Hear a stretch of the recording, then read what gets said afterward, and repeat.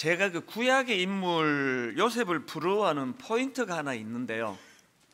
아시다시피 요셉은 그 인생의 출발이 막 엄청난 고난과 또 핍박과 그리고 뭐 말로 다 표현할 수 없는 그런 초라하고 비참함으로 시작한 인생이지만, 그러나 요셉은 그 마지막이 너무나 멋지게 그렇게 그 마무리한 인생이 요셉이거든요. 뭐 총리 대신이라고 하는 뭐 권력을 얻어서라기보다는 그 죽음 직전에 요셉이 보여준 그 성숙하고 아름다운 모습들이 야, 참 멋지다 그런 생각을 갖게 하더라고요.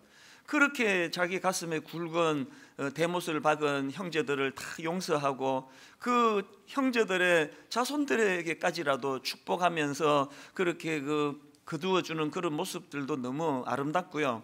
또 임종 직전에 이제 나는 죽지만 하나님의 약속하심과 그 하나님의 뜻과 경륜을 우리가 살펴서 그렇게 꿈을 가져야 된다는 요지로 그런 말씀을 전하고 인생을 끝내는 요셉이 참 부럽습니다. 그런 점에서 본다면 야곱의 인생도 저는 참 부럽습니다.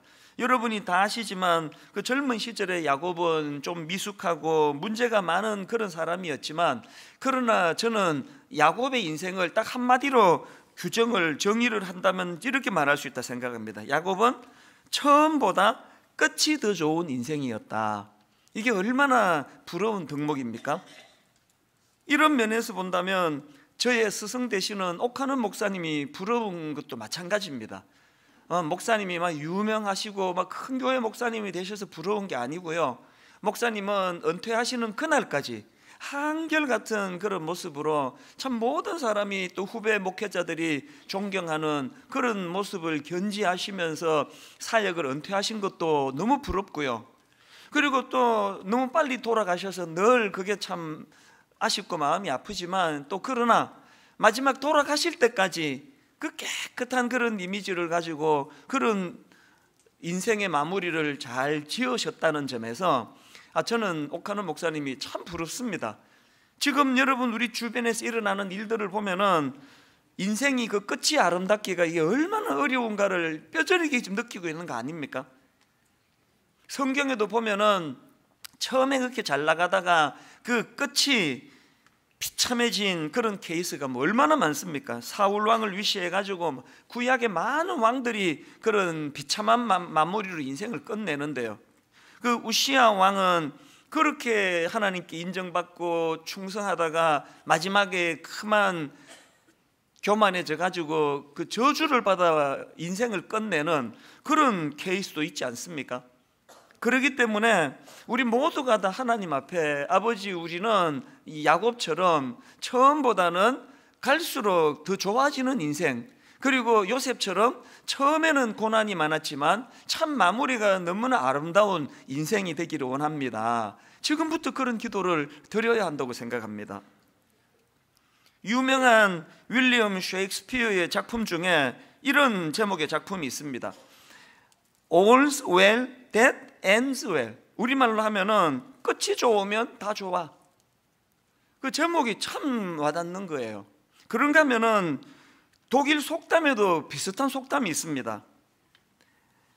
Ende gut, alles gut. 이거 역시도 우리말로 하면은 끝이 좋으면 모든 것이 좋다. 제가 이런 것들을 쭉 살펴보면서 무슨 도전이 생기는가 하면은 뭐 저나 여러분이 지금 나이가 몇 살인지도 중요하지 않고요. 뭐 이전에 얼마나 철딱서니가 없고 뭐 실수가 많았고 이것도 중요하지 않고요. 지금부터 이제 우리가 인생의 후반전 남은 인생을 잘 살아나가면 끝이 좋으면 모든 게 좋다. 그런 적용이 되기 때문에 이제 우리가 하나님 앞에서 다시 한번 결단하고 아버지, 내 남은 인생 요셉처럼, 야곱처럼, 옥하는 목사님처럼 지금보다 뒤가 더 좋고 끝이 더 멋지고 끝이 더 아름다운 그런 인생이 되기를 원합니다. 그런 하나님께 기도가 저와 여러분에게서 나오게 되기를 바랍니다.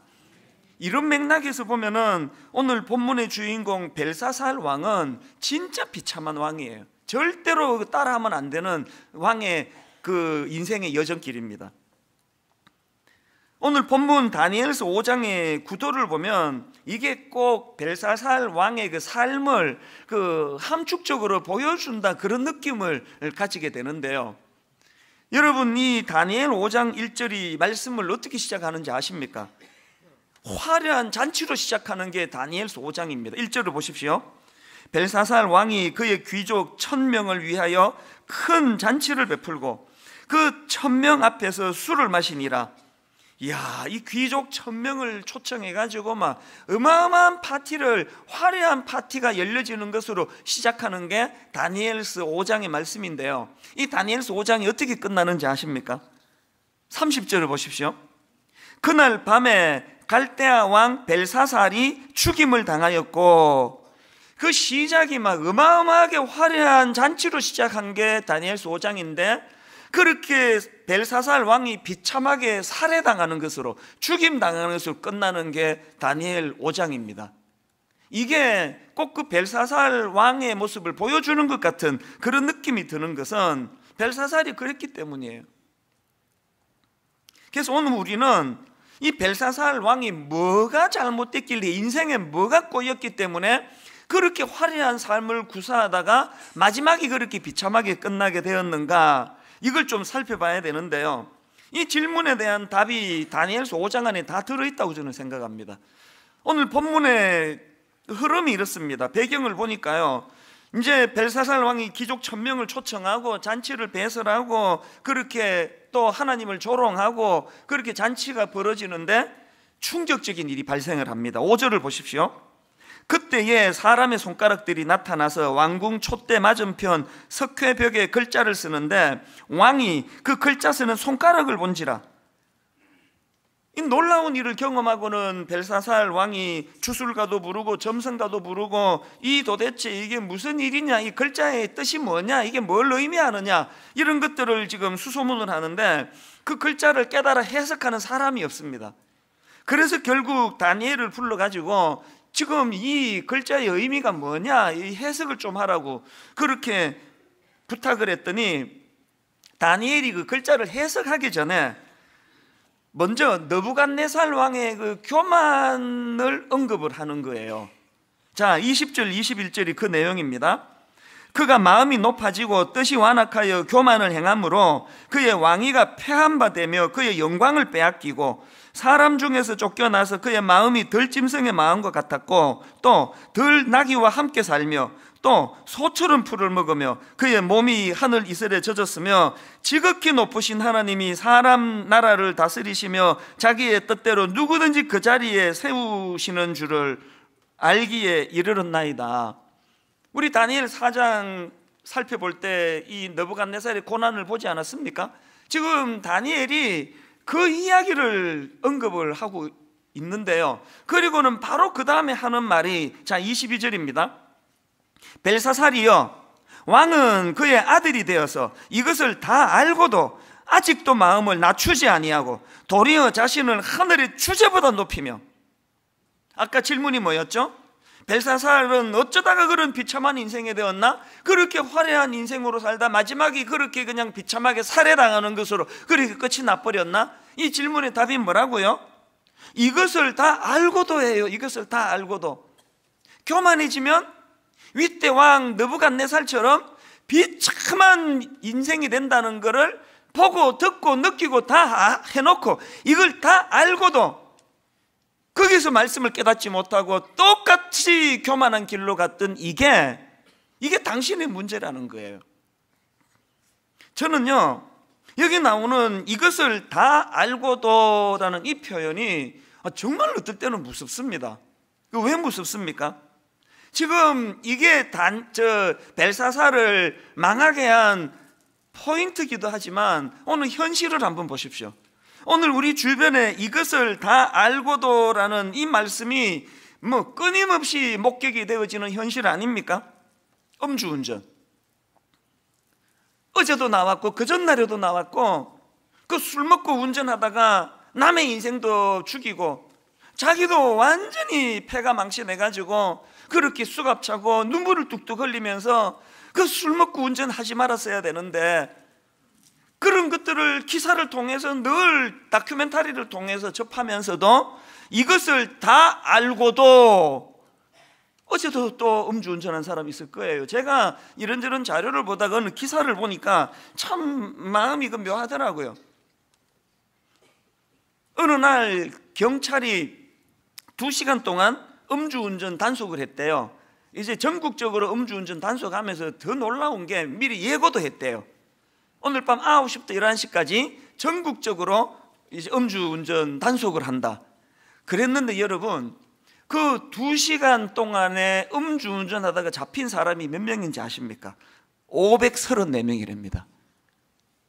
이런 어리석음을 벨사살로 말하면 딱 한마디, 이것을 다 알고도, 이 어리석음 아닙니까?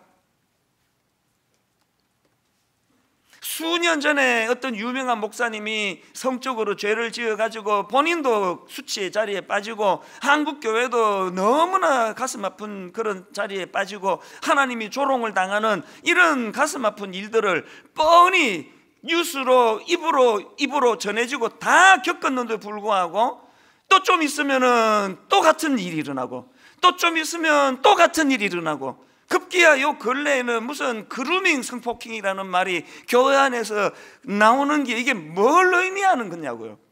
이게 바로 벨사살의 이것을 다 알고도 아닙니까?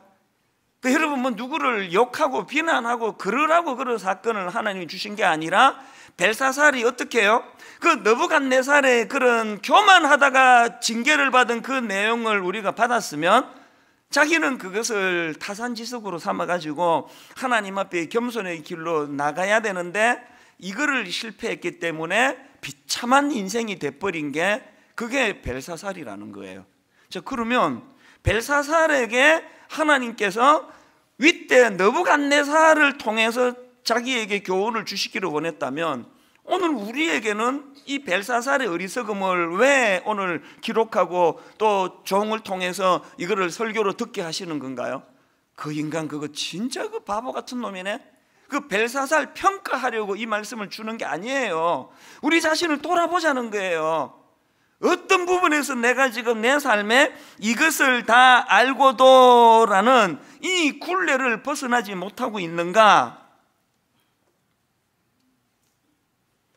저희 교회가 2주 전에 총신 학부생들하고 신대원 그 신학생들을 초청을 해서 저녁을 대접하고 용돈도 뭐 많지는 않지만 용돈도 좀 드리고 그리고 또 그 수요 예배 때 헌신 예배로 우리 다음 세대 젊은이들을 위해서 그렇게 눈물로 기도하는 시간을 왜 가졌습니까? 그때 우리 신학생들을 좀 돕자, 장학금하고 우리 교수님들 좀 격려해 드리자고. 그래서 헌금을 좀 했더니 세상에 그 한 4천여만 원 나왔어요. 4천여만 원 가까이 나와서 끝자리를 좀 채워가지고 이제 이 신학교에다가 이거 우리 학생들 장학금으로 그리고 교수님들을 위해서 이거 좀 써달라고 학부하고 신대원에게 잘 나눠서 쓰라고 그렇게 이거를 전달할 예정이거든요. 왜 그래야만 됩니까?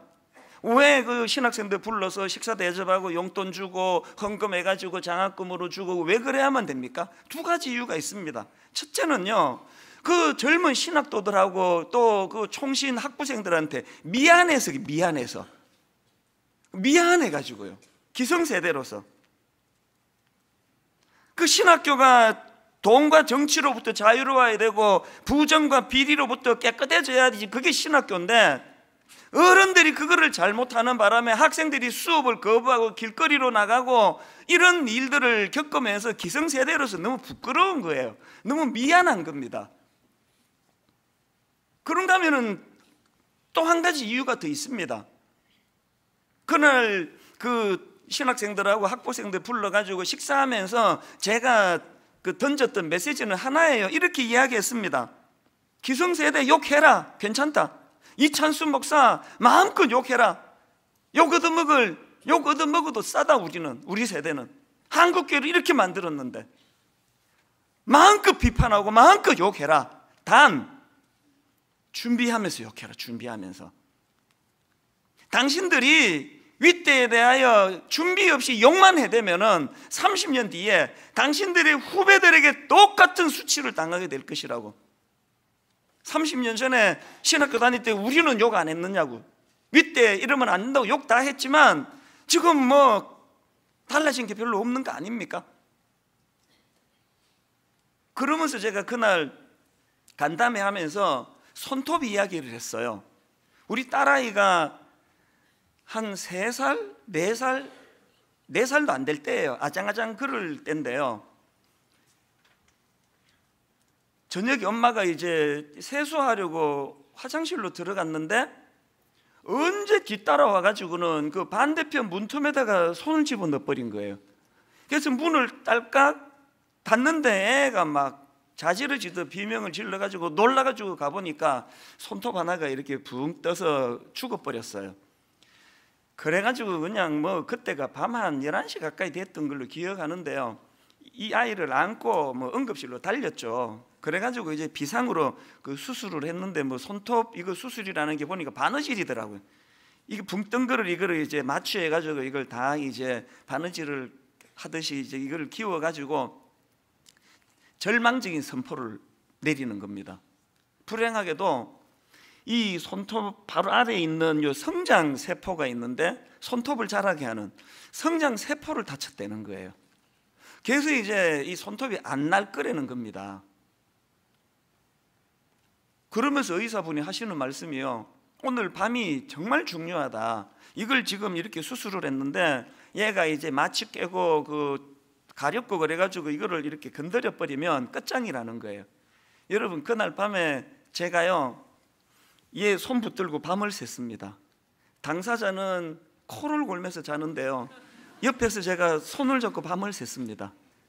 아비의 심정이란 게요, 밤을 새서 제가 손을 붙잡으면서 하나님께 절규하듯 기도했습니다.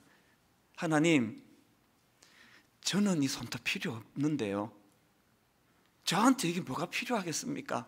하나님, 이거 우리 딸한테 주세요. 하나님, 이 손톱 좀 필요 없습니다. 제 거 더 이상 안 나게 해주시고 내 손톱을 우리 아이에게 좀 주세요. 그 참 눈물 나는 기도 아닙니까? 그렇게 하루를 가장 긴 밤을 보냈던 기억이 지금도 선명합니다. 그게 87년, 88년 이야기예요. 우리 하나님이 얼마나 고마운지 제 손톱 안 뽑으시고 그 아이 손톱을 고쳐주셨어요. 그래서 손톱이 자라기 시작해가지고요, 병원은 안 난다 그랬는데 얘는 지금 멀쩡히 손톱이 나가지고요, 한 몇 년 전에 제가 너 이런 일 있었던 거 아느냐고 물었더니 손톱이 빠졌다는 그 자체를 기억을 못 하더라고요. 완전히 복구가 됐다는 뜻 아닙니까?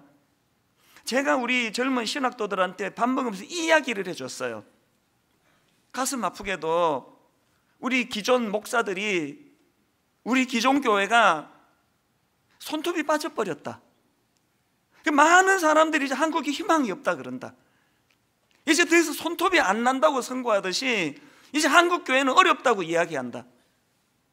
근데 니들이 손톱이 되면 좋겠다고. 우리가 손톱을 이 지경으로 만들었는데, 그리고 세상 사람들은 이제 한국 교회 끝났다고 그렇게 비판을 하는데, 성령님의 은혜를 구하면서 너희들이 밑에서 손톱이 치고 올라와 주면은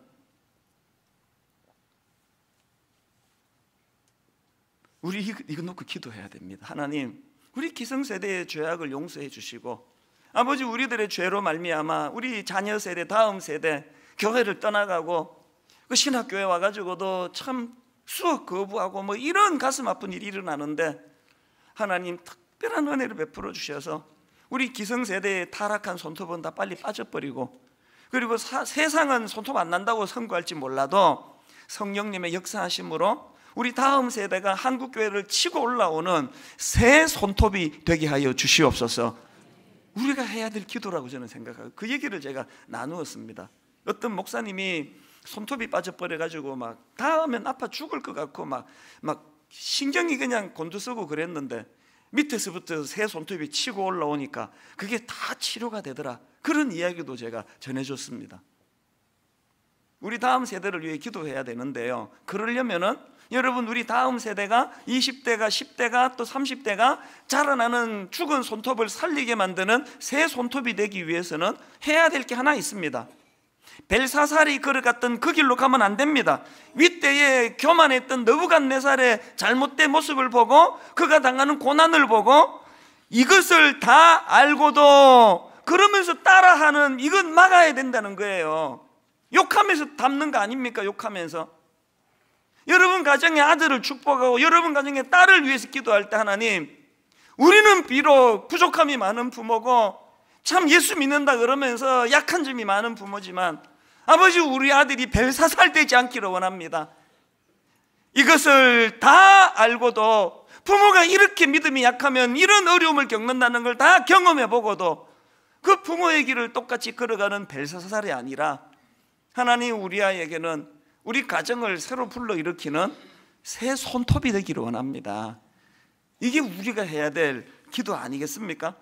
이런 의미에서 지금부터라도 우리 자신들이 벨사살이 범했던 그 우의 잘못된 걸음에서도 벗어나야 되는데요, 이 하나님의 경고의 말씀을 보십시오. 누가복음 21장 34절. 너희는 스스로 조심하라. 그렇지 않으면 방탕함과 술 취함과 생활의 염려로 마음이 둔하여지고 뜻밖의 그날이 덫과 같이 너희에게 임하리라. 아직 우리 기회 있잖아요. 아직 우리는 느부갓네살의 잘못된 모습을 보고 그 잘못된 교만의 길로 가지 않도록 우리는 아직 기회가 있잖아요. 그날에 덫과 같이 재앙이 임하는 그 끝간데 없이 가서 벨사살의 길을 걸어가면 안 되는 거 아니겠습니까? 이게 오늘 본문에 나오는 이것을 다 알고도 그 의미거든요. 근데 여러분, 이 본문 22절에 보면은요, 벨사살이 느부갓네살 왕의 아들이라고 그렇게 기록이 되어 있습니다. 22절입니다. 벨사살이여 왕은 그의 아들이 되어서 이것을 다 알고도. 근데 여러분, 사실 벨사살은 느부갓네살 왕의 아들이 아닙니다. 그 아들이 아닌데 왜 아들이라고 기록했을까요? 이거에 대해 가지고 학자들의 의견이 분분한데요, 저는 송병년 교수님이 쓴 추석에서 그 참 공감이 되는 설명을 하나 들었습니다. 유대인들은 이 아들이라는 용어를 통해 그 직업을 표현하기도 하고 또 그 사람의 성격을 나타내기로 한다는 거예요. 그 여러분이 잘 아시지만 예수님이 예루살렘에 입성하실 때 그 내용을 다룬 마태복음 21장은 아시죠? 자, 마태복음 21장 8절 9절을 한번 보십시오. 무리의 대다수는 그들의 겉옷을 길에 펴고 다른 이들은 나뭇가지를 베어 길에 펴고 앞에서 가고 뒤에서 따르는 무리가 소리 높여 이르되 호산나 다윗의 자손이여 찬송하리로다. 여러분, 우리말 성경으로 호산나 다윗의 자손이여는 그렇게 잘된 번역이 아니에요.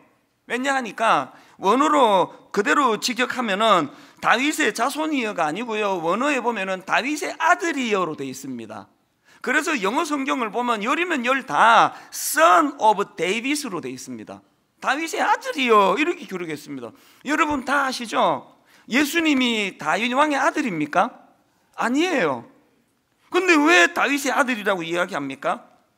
아까 말씀드렸잖아요. 유대인들의 표현에는 그 다윗의 아들이여 할 때 그 다윗의 그 계열, 다윗의 그 계보, 그와 같은 방향, 같은 목표를 향해 가는 그 군을 향해서 강조하기 위해서 아들이라는 표현을 썼다는 거 아닙니까?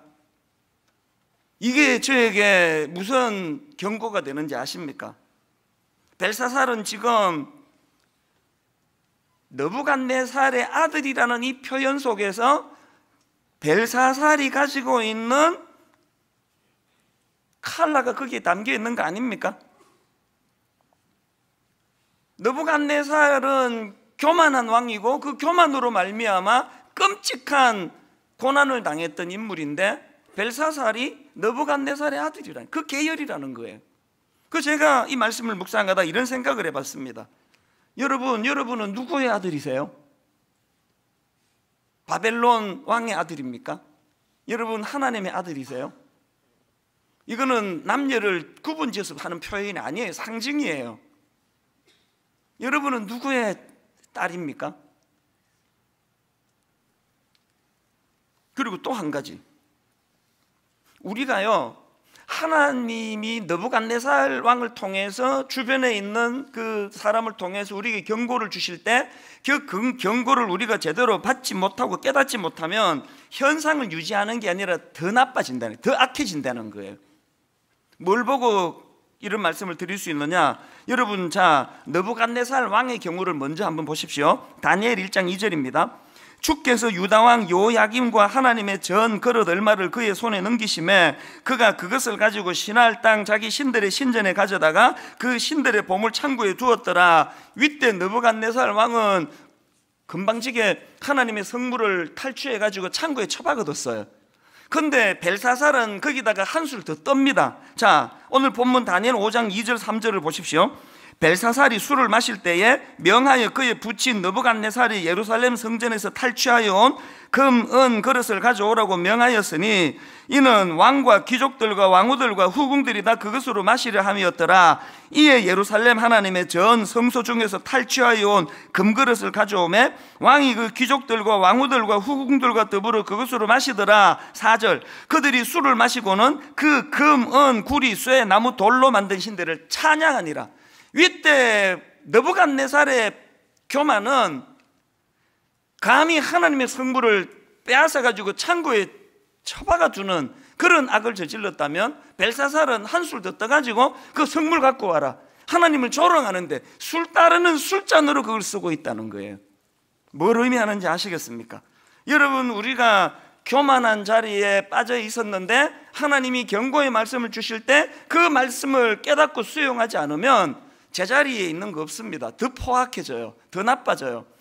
초신자가 교회에서 해악을 끼치는 거하고 오래된 신자가 교회에서 해악을 끼치는 거하고 그 무게감이 다른 이유가 여기에 있는 거예요. 저는 우리 교역자들에게 자전거 이론이라고 제가 만든 거에 한번 그냥 그렇게 붙여봤습니다. 자전거 이론은 뭔가 하면은요, 나아가거나 쓰러져 있거나, 자전거는 중간에 서 있는 거 없습니다.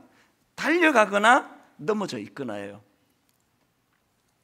여러분, 우리가 느부갓네살 주변에 있는 상징적으로 느부갓네살 왕의 그 잘못된 모습을 하나님이 내게 주시는 경고로 받고 그것을 내 삶에 적용을 해서 교만을 꺾지 않으면요, 우리는 더 포악해져요. 더 교만하고요, 더 악해지고 예수 오래 믿은 사람일수록 더 나빠지는 이유가 여기에 있습니다.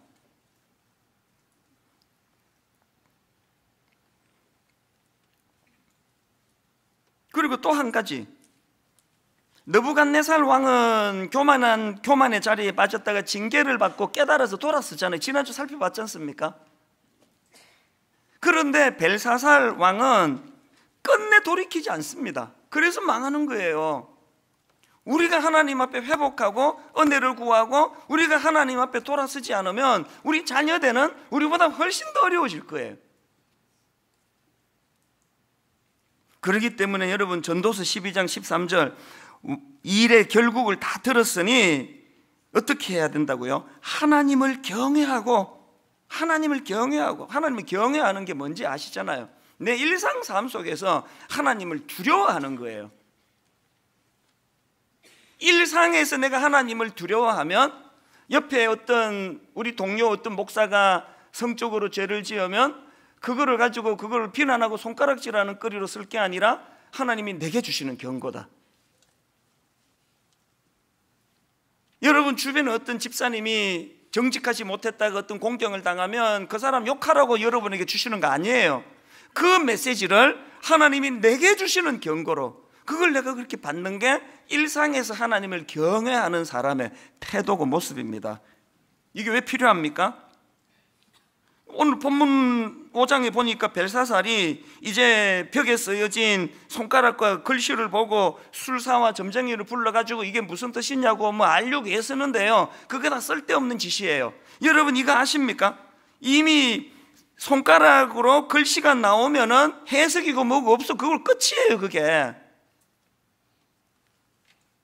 25절부터 지금 다니엘의 해석을 한번 들어보십시오. 25절부터 한번 보십시오. 기록된 글자는 이것이니 곧 메네 데겔 우바르신이라. 그 글을 해석하건대 메네는 하나님이 이미 왕의 나라의 시대를 세워서 그 다음 보세요. 그것을 끝나게 하셨다 하며 데겔은 왕을 저울에 달아보니 부족함이 보였다 하며 베레스는 왕의 나라가 나뉘어서 메대와 바사 사람에게 준 바 되었다 함이니라 하니.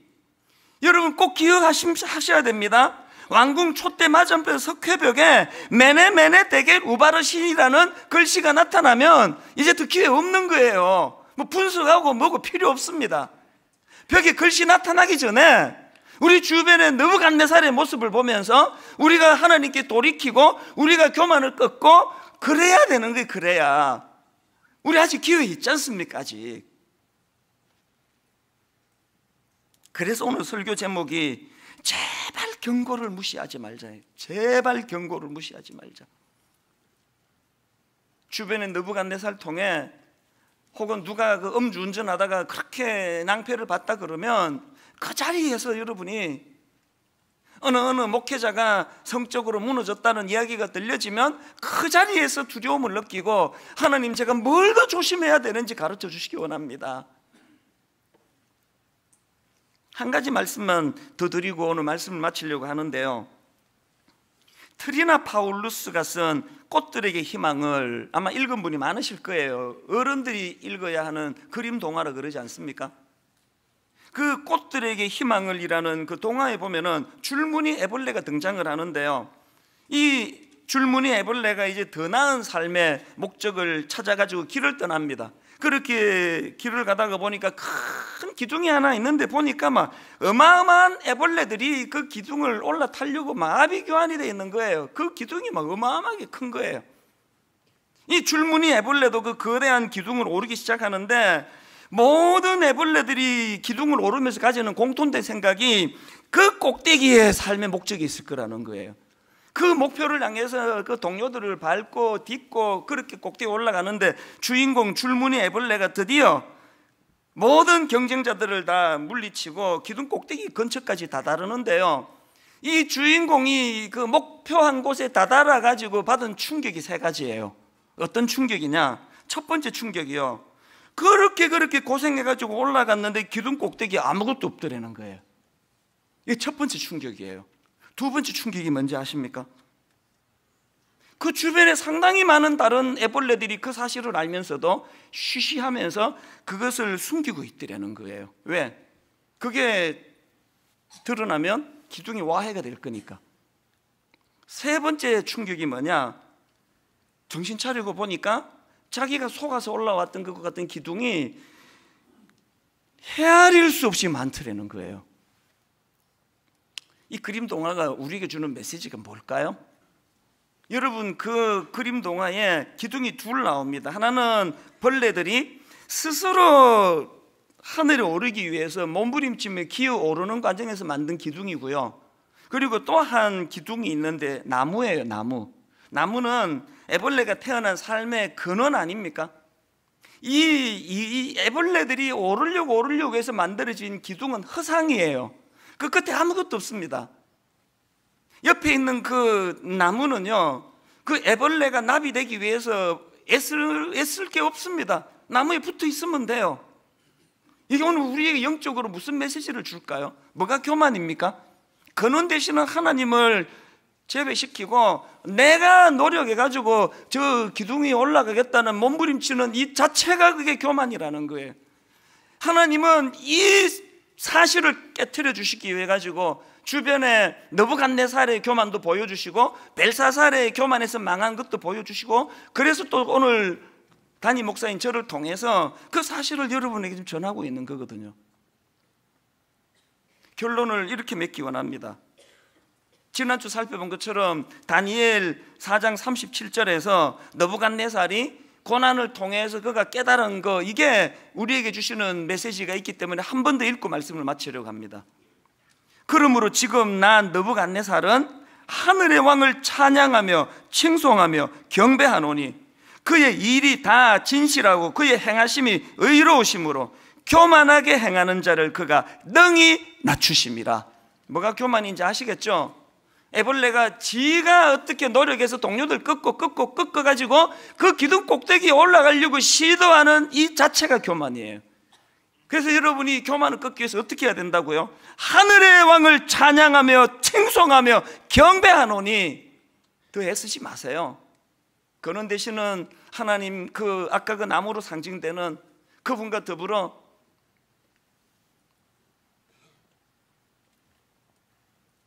저는 오늘 이제 한 해가 점점 마무리돼가는 이 시점에서 나는 지금 그 신기루 같은 세상이 만든 가짜 기둥 아무것도 없는데 오르며 이 중에는 꼭대기 갔다가 허무에 빠진 분도 계실 거고 중간쯤 올라가지고 내 조금 더 노력하면 갈 수 있다고 전의를 불태우는 분도 계시고 할 텐데요.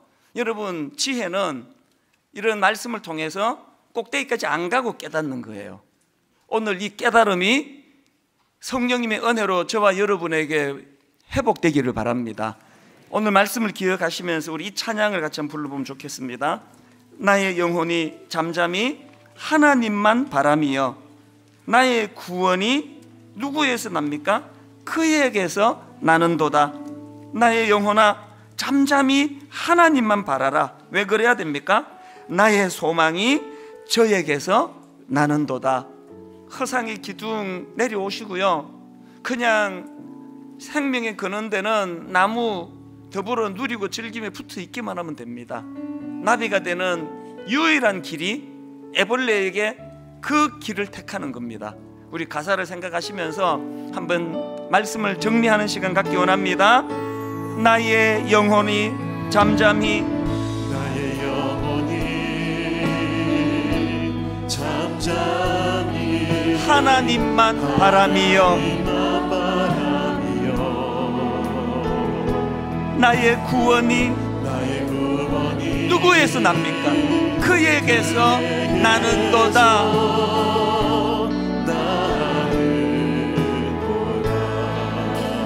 나의 영혼아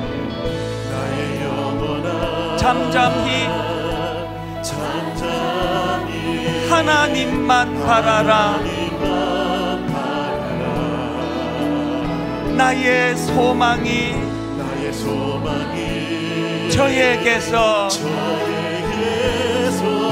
나는도다. 그래서 이렇게 선포하기 원합니다.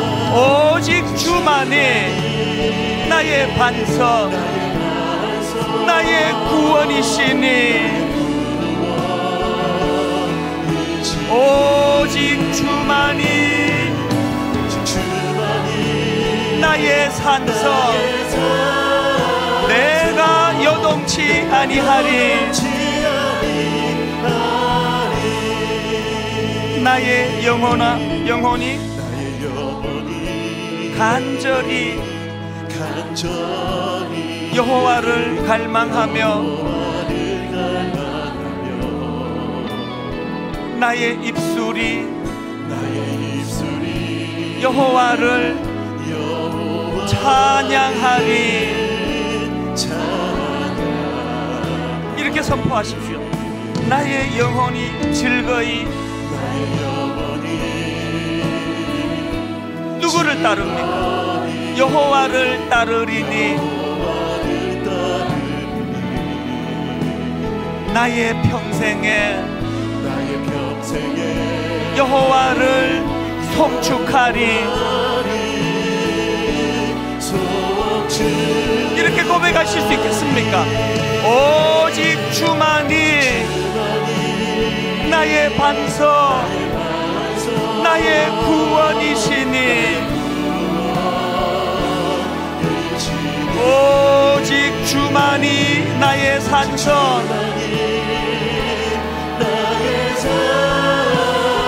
내가 요동치 아니하니.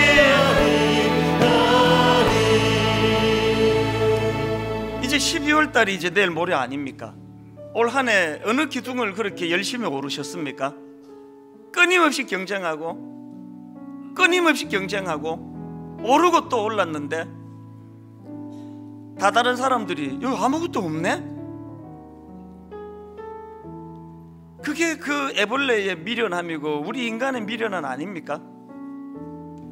창조주 되시는 하나님의 그늘에서 벗어나서 내 힘으로 오르고 또 올랐지만 손에 잡히는 게 없어요.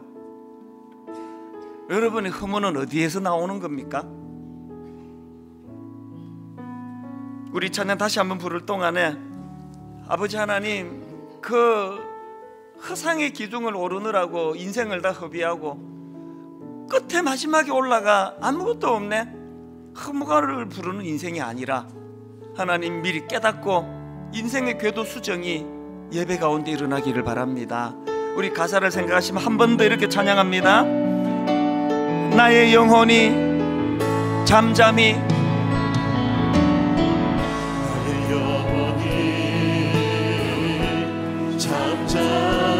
하나님만 바라며 나의 구원이 그에게서 나는도다. 우리 자신에게 선포하셔야 합니다. 명령하십시오. 나의 영혼아 잠잠히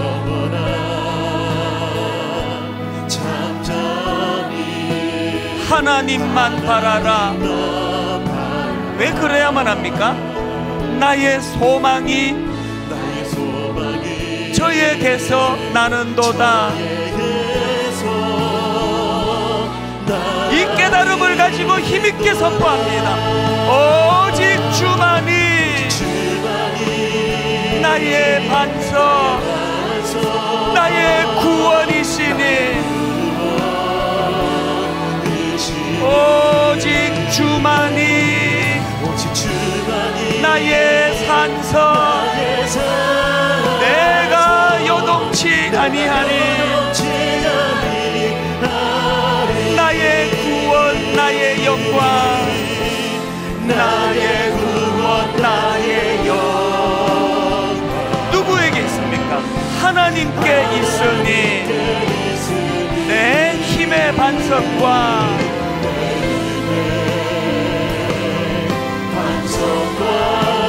피난처 되시네.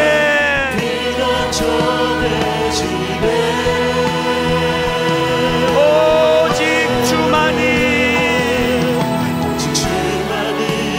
나의 반석, 나의 구원이시니 오직 주만이 나의 산성, 내가 요동치 아니하리. 예수의 보혈로 질문하세요. 그대는 씻기어 있는가? 마음속에 여러가지 죄악이, 여러분 질문하셔야 합니다. 깨끗이 씻기어 있느냐? 예수 십자가에 흘린 피로써 질문하세요. 그대는 씻기어 있는가? 더러운 죄 회개하는 능력을 여러분 질문하셔야 합니다. 그대는 참 의지하는가? 예수의 보혈로 질문하십시오. 그대는 씻기어 있는가? 마음속에 여러가지 죄악이 깨끗이 씻기어 있는가? 우리 다 자리에서 일어나셔서 주 예수와 밤낮으로 늘 함께, 그대는 행동을 하는가? 여러분 질문하셔야 합니다. 아무 때나 어디서나 그대는 질문하세요. 십자가 붙들고 있는가? 예수의 보혈로 질문하십시오. 그대는 씻기어 있는가? 마음속에 여러가지 죄악이 질문하십시오. 깨끗이 씻기어 있는가? 우리 후렴 한 번 더 질문하며 나갑니다. 예수의 보혈로 그대는 씻기어 있는가? 마음 속에 여러 가지 죄악이 깨끗이 씻기어 있는가?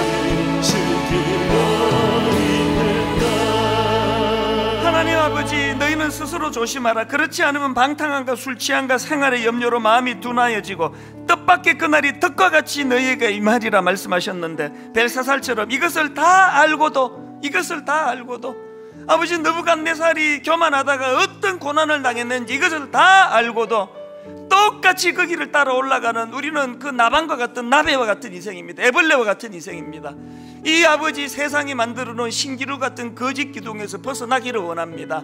아버지 하나님의 나무에 붙어 있기를 원합니다. 주실 말씀을 기억하며 우리 통성으로 같이 기도하기 원합니다. 같이 기도하시겠습니다. 살아계신 하나님 아버지,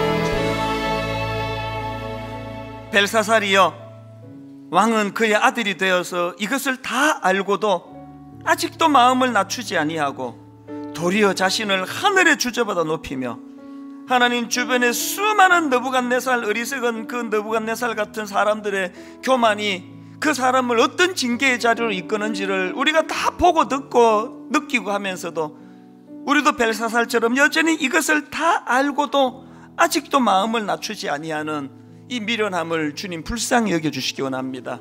기회가 사라지기 전에, 벽에 글씨로 나타나기 전에 느부갓네살, 주변의 느부갓네살의 어리석음을 보고 그것이 나의 타산지석이 되어 돌이키게 하는 도구가 되게 하여 주시옵소서.